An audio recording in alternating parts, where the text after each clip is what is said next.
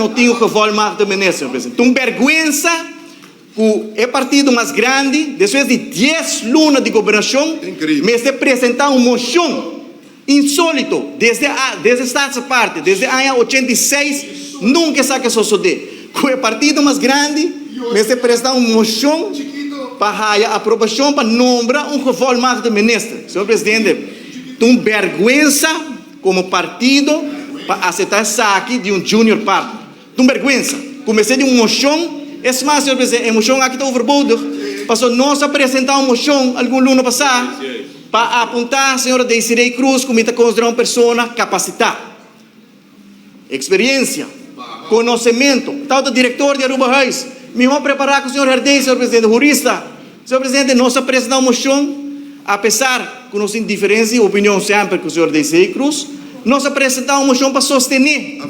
Agora não se espera, pensa, que sua fração, lo sostener, senhor presidente, não somente o primeiro-ministro Eyman, ela que cai capa, mas há tempo, ela que cai o tempo capa, mas ela instruir sua fração também para votar contra, senhor presidente.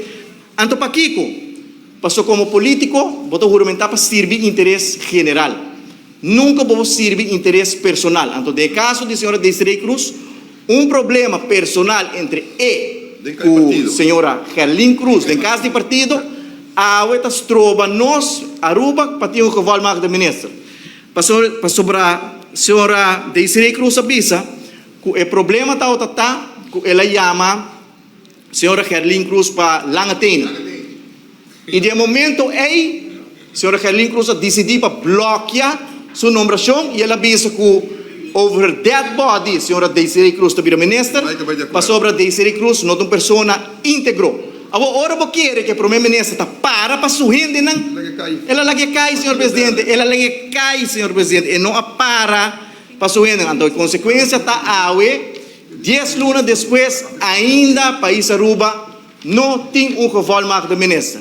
E que não está bem, lá na tenen, para sobre lá tem o budget de não obedecer. Depois de 10 lunas, tem governação o budget de senhor presidente. Essa que a tropa mostra que o não está claro para função. Passou como ministro, está lusten e lasten.